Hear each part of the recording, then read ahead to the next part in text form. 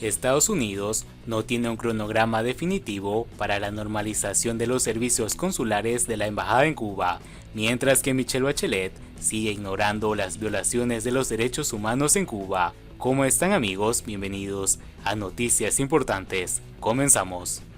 Washington no da detalles sobre la probabilidad de que se reanuden los trámites de refugiados políticos o la entrega de visas de turismo en la isla. El Departamento de Estado de Estados Unidos comenzará a restablecer el servicio de otorgamiento de visas de migrantes para los cubanos que opten por procesos de reunificación familiar en su embajada en Habana, pero sin un cronograma definitivo. Así lo comunicó Emily Medrala, subsecretaria de Estado adjunta del Buró de Asuntos del Hemisferio Occidental, en conferencia de prensa el día lunes. Ello, días después de que la sede diplomática informara de la reanudación de algunos de esos servicios paralizados desde el año 2017, a raíz de que se reportaran allí los primeros casos del conocido síndrome de La Habana. Medrala reiteró que en la sede diplomática se comenzará a ofrecer un servicio limitado de procesamiento de visas de migrantes para los cubanos con familiares en Estados Unidos, las que se tramitarán tan pronto como sea posible. Por el momento no tenemos ningún anuncio acerca de otro tipo de visas, pero el compromiso es ir aumentando la capacidad en La Habana para ir restableciendo los servicios consulares, comentó. De acuerdo con la funcionaria, el anuncio de la semana pasada forma parte del objetivo más amplio del presidente de expandir los servicios de la embajada para facilitar la labor diplomática y la interacción con el pueblo y la sociedad civil, así como los servicios consulares. No obstante, subrayó, la embajada de Estados Unidos en Georgetown, Guyana, seguirá siendo el principal lugar de procesamiento para los cubanos de visados a Estados Unidos, como ha venido siendo hasta el día de hoy. Indica que la política de Washington hacia Cuba se enfoca principalmente en brindar apoyo al pueblo cubano, lo cual incluye su bienestar político y económico y sus derechos humanos, mientras nos pronunciamos en contra de la represión y la rendición de cuentas de los funcionarios de la dictadura involucrados en abusos. El actual, subrayó, es solo el primer paso para cumplir la meta de impulsar la reunificación familiar de los cubanos hecha por la actual administración. Medrala señaló que no hay un estimado cuantitativo de cuántos casos podrían procesarse en lo adelante en la isla entre la cantidad acumulada, aunque el compromiso es procesar lo más posible. Subrayó que los retrasos en los trámites migratorios causados por la pandemia del COVID-19 son globales, por lo que hay listas de espera en todo el mundo de aplicantes a visas de migrantes hacia Estados Unidos. Tampoco ofreció detalles sobre la probabilidad de que se reanuden trámites para refugiados políticos o la entrega de visas de turismo en la isla. Siguiendo con las noticias, Bachelet hace silencio ante las violaciones de los derechos humanos en Cuba.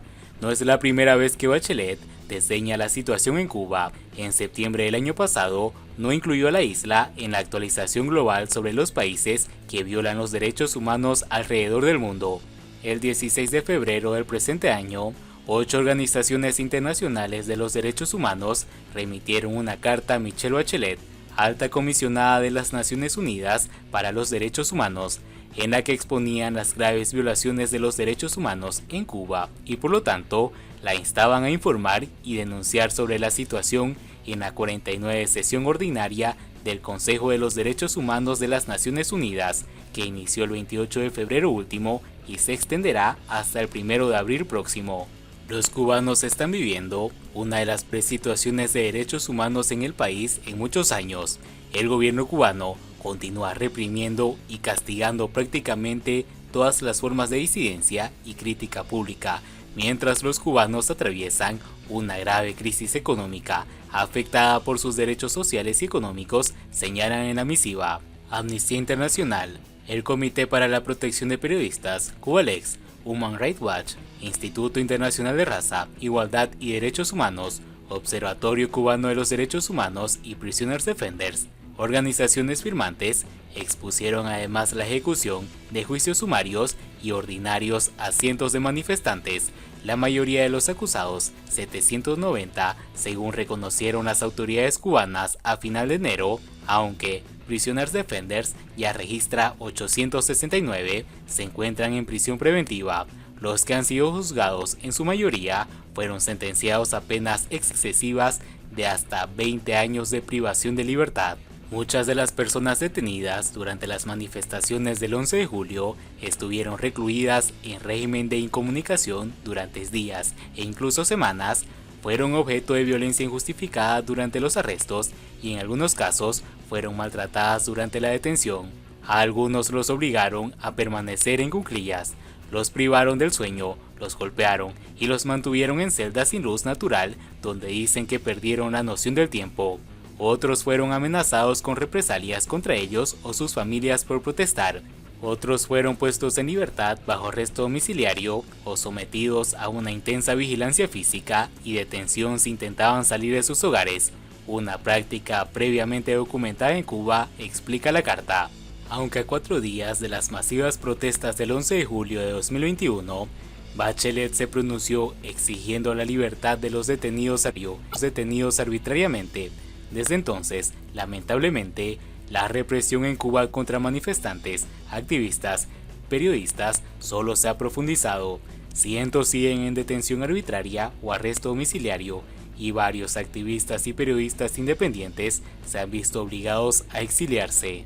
Además de estas medidas drásticas para castigar a las personas que participaron en las manifestaciones, el régimen cubano ha tomado otras disposiciones con el objetivo de desmantelar el limitado espacio de libertad que permitió que se llevaran a cabo estas protestas. Apenas un mes después del 11 de julio, se aprobó el Decreto Ley 35 y varias normas complementarias que restringen severamente la libertad de expresión en línea. De igual forma, a finales de enero del presente año, las autoridades hicieron público el anteproyecto del Código Penal, el cual incluye una disposición que podría castigar entre 4 de prisión a quien proporcione, reciba o tenga fondos con el propósito de pagar actividades contrarias al Estado y su orden constitucional. Esta norma, según las organizaciones firmantes, podría usarse fácilmente para atacar a activistas y periodistas independientes.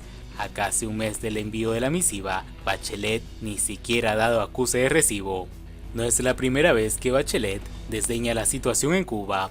En septiembre del año pasado, no incluyó a la isla en la actualización global sobre los países que violan los derechos humanos alrededor del mundo, ignorando así las peticiones de organizaciones como Human Rights Watch y Prisoners Defenders.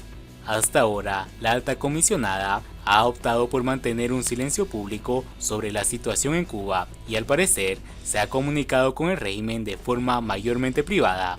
Esta estrategia no está dando resultados y debe ser modificada. Hoy Cuba vive una de las peores situaciones de derechos humanos en lo que va del siglo. Y bien amigos, así vamos terminando las noticias importantes del día de hoy. Por favor, nos ayudarían mucho compartiendo las noticias y así poder informar a muchas más personas de la verdadera realidad en Cuba. Patria y vida mis hermanos, nos vemos en el siguiente informe.